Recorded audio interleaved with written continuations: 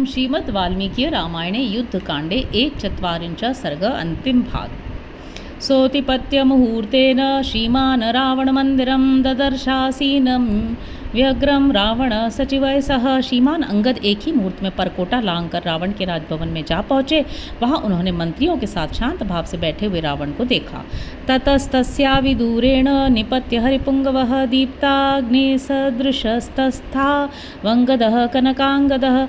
वानरश्रेष्ठ अंगद सोने के बाजूबंद पहने हुए थे और प्रज्वलित अग्नि के समान प्रकाशित हो रहे थे। वे रावण के निकट पहुंचकर खड़े हो गए।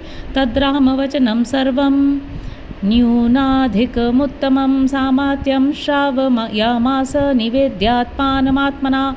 उन्होंने पहले अपना परिचय दिया और मंत्रियों सहित रावण को श्री रामचंद्र जी की कही हुई सारी बात, उत्तम बात है, ज्यों की त्यों सुना दी। न तो एक भी शब्द कम किया और न बढ़ाया। दूतो हम कौसलेन्द्रस्य रामस्याक्लिष्टकर्मणः वालिपुत्रोऽङ्गदो नाम यदि ते श्रोतमागतः। वे बोले, मैं अनायास ही बड़े बड़े उत्तम कर्म करने वाले कौशल नरेश महाराज श्री राम का दूत और वाली का पुत्र अंगद हूँ। संभव है कभी मेरा नाम भी तुम्हारे कानों में पड़ा हो। आह त्वां राघवो रामः कौसल्यानंदवर्धनः निष्पत्य प्रतियुध्यस्य व नृशंस पुरुषो भव। माता कौसल्या का आनंद बढ़ाने वाले रघुकुल तिलक श्री राम ने तुम्हारे लिए संदेश दिया है। नृशंस रावण, जरा मर्द बनो और घर से बाहर निकलकर युद्ध में मेरा सामना करो। हंतास्मि त्वां सह मात्यं सपुत्र ज्ञाति बांधवम निरुद्विग्नास्त्रयो लोका भविष्यन्ति हते त्वयि। मैं मंत्री, पुत्र और बंधु बांधवों सहित तुम्हारा वध करूंगा, क्योंकि तुम्हारे मारे जाने से तीनों लोकों के प्राणी निर्भय हो जाएंगे।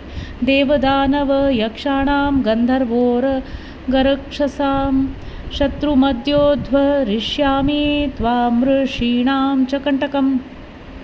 तुम देवता, दानव, यक्ष, गंधर्व, नाग और राक्षस सभी के शत्रु हो। ऋषियों के लिए तो कंटक रूप ही हो। अतः आज मैं तुम्हें उखाड़ फेंकूंगा।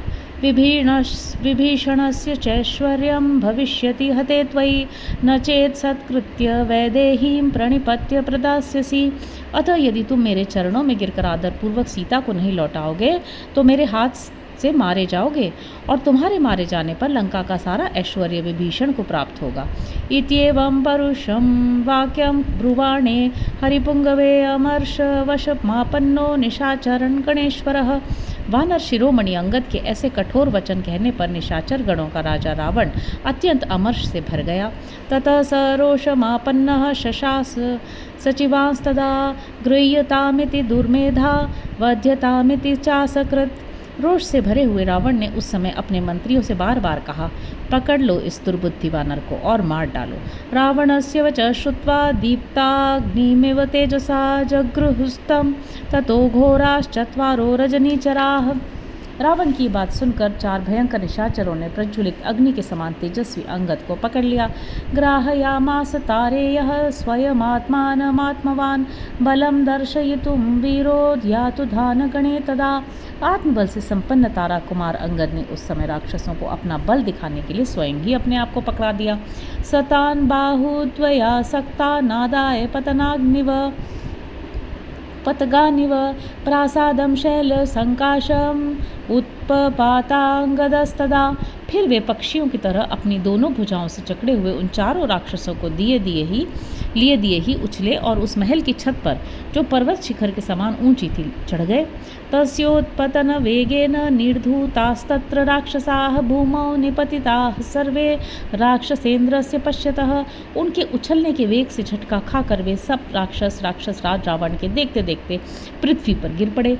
ततः प्रासाद शिखरं शैल शृंगमिवोत्तमं चक्रामश्राक्षसेन्द्रस्य वालिपुत्रः प्रतापवान। तदनंतर प्रतापी वाली कुमार अंगद राक्षस राज के उस महल की चोटी पर, जो पर्वत शिखर के समान ऊंची थी, पैर पटकते हुए घूमने लगे। पफाल च तदाक्रांतं दशग्रीवस्य पश्यतः पुरा हिमवतः शृंगं वज्रेणेव विदारितम्।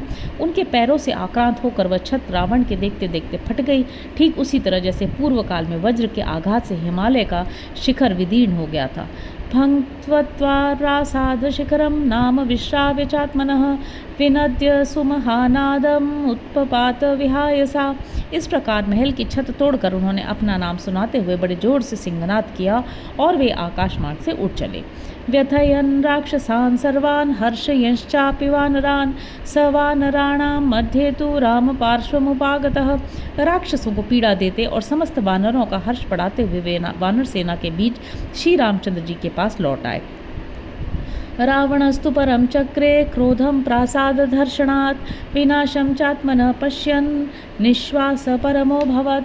अपने महल के टूटने से रावण को बड़ा क्रोध हुआ, परंतु विनाश की घड़ी आई देख वह लंबी सांस छोड़ने लगा। रामस्तु बहुभिर्वृष्टैर्विनिधि प्लवंगमयः वृतो रिपुवधाकांक्षी युद्धायैवाभ्यवर्तत। इधर श्री रामचंद्र जी हर्ष से भरकर गर्जना करते हुए बहुसंख्यक वानरों से घिरे रहकर युद्ध के लिए ही डटे रहे। वे अपने शत्रु का वध करना चाहते थे।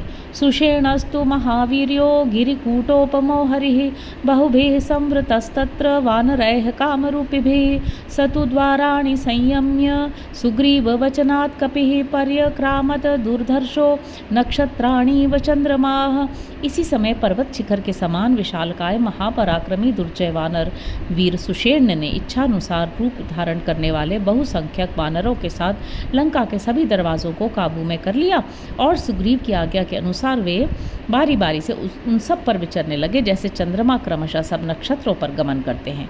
तेषामक्षौहिणी शतं समवेक्ष्य वनौकसां लंकाम् उपनिविष्टानां सागरं चाभिवर्ततां राक्षसा विस्मयं जग्मुस्त्रासं जग्मुस्तथा परे अपरे समरे हर्षमेवोपपेदिरे। लंका पर घेरा डालकर समुद्र तक फैले हुए उन वनवासी वानरों की 100 अक्षौहिणी सेनाओं को देख राक्षसों को बड़ा विस्मय हुआ। बहुत से निशाचर भयभीत हो गए तथा अन्य कितने ही राक्षस समरांगण में हर्ष और उत्साह से भर गए। कृत्स्रम हि कपिभिर्व्याप्तं प्राकार परिखान्तरं ददृशु राक्षसादीनाः प्राकारं वानरीकृतं हाहाकारं कुर्वन्त राक्षसा भयमागताः। उस समय लंका की चहार दीवारी और खाई सारी की सारी वानरों से व्याप्त हो रही थी। इस तरह राक्षसों ने चहार दीवारी को जब वानर आकार हुई देखा तब वे दीन दुखी और भयभीत हो हाहाकार करने लगे। तस्मिन् महाभीषण के प्रवृत्ते कोलाहले राक्षसराज योधा प्रगृह्य रक्षांसि महायुधानि युगान्तवाता इव संविचेरुः। वह महाभीषण कोलाहल आरंभ होने पर राक्षस राज रावण के योद्धा निशाचर बड़े बड़े आयुध हाथों में लेकर प्रलय काल की प्रचंड वायु के समान सब ओर विचरने लगे। इतिहासे श्रीमद् रामायणे वाल्मीकि आदि काव्ये युद्धकांडे 1/4 सर्ग। इस प्रकार श्री वाल्मीकि निर्मित आर्ष रामायण आदि काव्य के युद्धकांड में 41वां सर्ग पूरा हुआ। हरि ओम।